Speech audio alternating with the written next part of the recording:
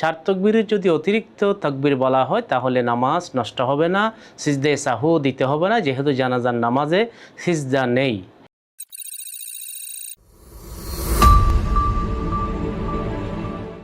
আসসালামু আলাইকুম ওয়া রাহমাতুল্লাহি ওয়া বারাকাতুহু। ইন্নাল হামদালিল্লাহ ওয়াসসালাতু ওয়াসসালামু আলা মান লা নবিয়্যা বা'দা, আম্মা বাদ। সুপ্রিয় দর্শক, মানাহিল টিভির পক্ষ থেকে আপনাদেরকে স্বাগতম। আজকে আমি একটি বিষয় নিয়ে আলোচনা করব। বিষয়টি হলো যে জানাজার তাকবীরে যদি কেউ একটা তাকবীর বেশি বলে, চার তাকবীরের স্থলে যদি 5টি তাকবীর বলে, তাহলে তার কি বিধান। মূলত জানাজার নামাজের মধ্যে কয়েকটি বিষয় খুবই গুরুত্বপূর্ণ। প্রথম হলো নিয়ত করা, তারপর 4টি তাকবীর বলা এবং মাইয়েতের জন্য দোয়া করা, যেগুলি রোকন এবং শর্ত পর্যায়ের। এবং সেখানে সাধারণত জানাজার নামাজের মধ্যে প্রথম তাকবীরের পরে একটি সানা পড়া হয়, যেটা নামাজে পড়ি। সেখানে ওয়াজাল্লা সানাউকা ওয়ালা ইলাহা গায়রুক, জাল্লা সানাউকা শব্দটি বাড়িয়ে দেওয়া হয়। এবং দ্বিতীয় বিষয় হলো যে সেখানে দ্বিতীয় তাকবীরের পরে আমরা দুরূদ শরীফ পাঠ করা, তৃতীয় তাকবীরের পরে মৃতের জন্য দোয়া করা, চতুর্থ তাকবীরের পরে কিছু পড়া হয় না। কেউ যদি দোয়া পড়লেও নামাজ নষ্ট হবে না। প্রথম তাকবীরের পরে ছনার পরিবর্তে অনেকে সূরা ফাতিহা পড়ার কথা বলেন, যেমন হাম্বলি এবং শাফি মাযহাবের মধ্যে সূরা ফাতিহা পড়া হয়।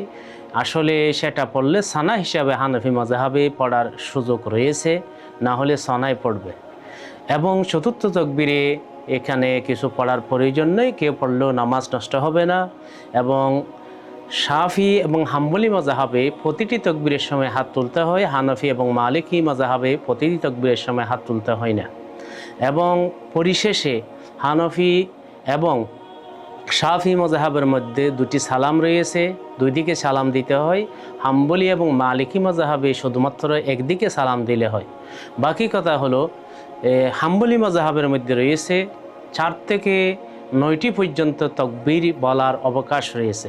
ঠিক তেমনি অন্যান্য মাযহাবেও যে 4 তাকবীরের যদি অতিরিক্ত তাকবীর বলা হয় তাহলে নামাজ নষ্ট হবে না, সিজদায়ে সাহু দিতে হবে না, যেহেতু জানাজার নামাজে সিজদা নেই। এবং এই জানাজার নামাজে যদি 4টি তাকবীর থেকে কোনো একটি তাকবীর বাদ দেওয়া হয় তাহলে অবশ্যই সেই নামাজ আবার পুনরায় পড়তে হবে। কেউ যদি সানা না পড়ে, দুরূদ শরীফ না পড়ে, সমস্যা নেই, তবে দোয়াটা অবশ্যই জরুরি।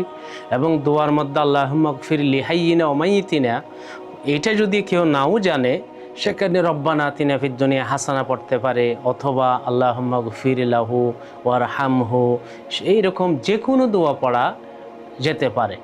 তাহলে এটাই হলো জানাজার নিয়ম এবং পদ্ধতি।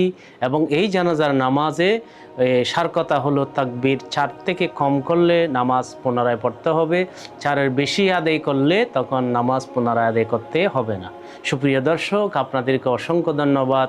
আসসালামু আলাইকুম ওয়া রাহমাতুল্লাহি ওয়া বারাকাতুহু।